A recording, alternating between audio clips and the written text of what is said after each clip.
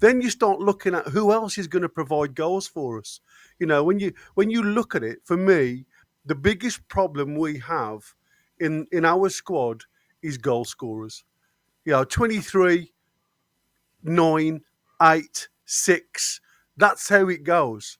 Mm-hmm. And when you look over a season, yes, we've done fantastic. We have. It's been the best season of my lifetime. It really has. When you forget the performance of yesterday, if you just show me on paper at the start of the season, this is what I'm going to give you, I'd have taken it with a heartbeat. Absolutely.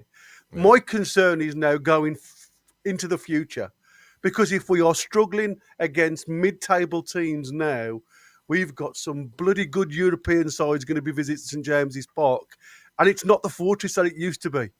The 12th man seems to be a 11 and a half man these days, because teams aren't frightened to come to St James's Park and play. The difference you saw with Everton yesterday, they had nothing to play for. They played with freedom, but they played with spirit. They played with a high attitude. You'd got Alcaraz running from the centre with just pace bursting through. You'd got Beto, who muscled his way through all our centre halves. He caused no end of issues, and that's what I'm saying. It's got nothing to do with possession football. We had 60-odd% of the ball yesterday. Our biggest problem is you're trying to find one person to stick it in the net, and when he's being marked by two players, who else is going to do the business for you? I think the only person who had the balls to have a go was Tonali from 20-odd yards. And he pulled a good save off. And like I say, you're not picking up the pieces. I mean, Shaw was unlucky with his shot that just flew past the post. One of them goes in. That's what I said. Sometimes you just need a little bit of lady luck. But you can't rely on lady luck all the time to get you out of jail. A lot of teams, the high flyers, talk Arsenal, they finished second without a bloody striker in the team. You've got to get goals across your team. You cannot rely on one person to do the job for you. Yeah, can I just say on that point as well, and it ties to what you said as well, Jefferson, and also coming back to the Harvey Barnes situation, like you say, Gary, I think sometimes it's not always the case. I think, yes, you need more technical players when you've got this sort of possession to, one, unlock the door, but also I think it's not only about creating absolute clear-cut chances.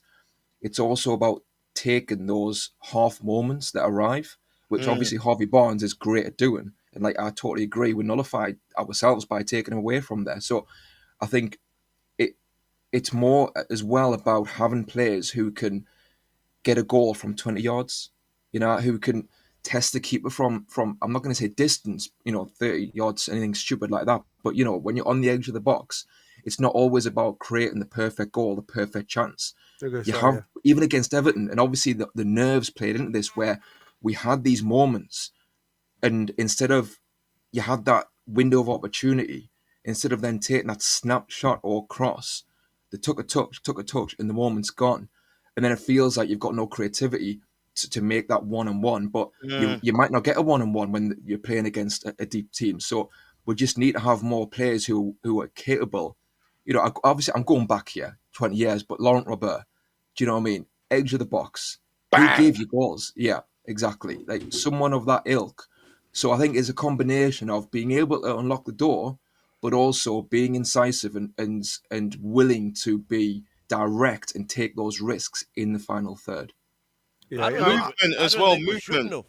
Yeah, you can't always get the perfect goal, and I think that sometimes is what Newcastle strive to achieve. It's that perfect 6-yard goal, the poacher's goal. And when opposition are in a low block, you're reliant on movement. And that's what I said. The one thing I missed about Isak not being in the side, it's not about sometimes his goals. It's sometimes about him moving away from them central areas, and it allows other people to get into them and try and create. Because if you're being man-marked or you're overloaded on one side, a lot of times Keane yesterday moved out of the central, pushed deep. What we didn't have is any runners trying to get from the width into the middle. There's only Harvey Barnes, bless him, at the best of times that will do those runs.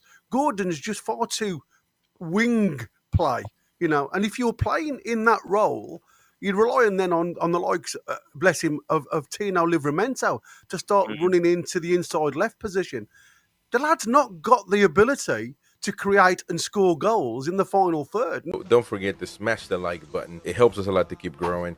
Subscribe to the channel, hit the bell for notifications, activate all notifications, that way you get notified every time we go live. And don't forget, you can become a member, get exclusive content, access to all of our live shows on demand at the time that you want. Also, of course, giveaways every month, sometimes multiple giveaways a month. So stay tuned for that. Check it out. Help support the channel. It's a small fee.